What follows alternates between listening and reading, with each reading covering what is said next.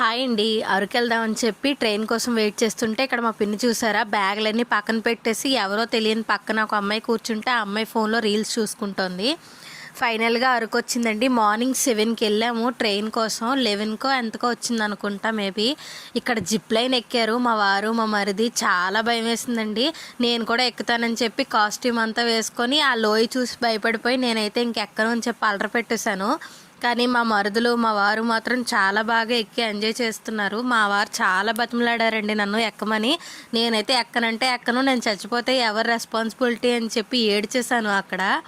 తర్వాత మా పిన్ని కూడా ఎక్కింది నాకు ధైర్యం చెప్తాను అని చెప్పి. కానీ ఎవరు ఎక్కినా సరే నేను మాత్రం ఎక్కను అని చెప్పి ఏడ్చేశాను. వీళ్ళు చూసారా గాల్లో ఎలా వెళ్ళిపోతున్నారో. అటునుంచి అటు మేము బుర్రా కేవ్స్కి కూడా వెళ్ళాం. కాకపోతే అక్కడ వీడియోస్ ఏం తీయలేదు. తర్వాత కటికి వాటర్ ఫాల్స్కి వెళ్ళామండి. నిజంగా కొండ ఎక్కేసరికి తాతలు కనబడ్డారు. కానీ చాలా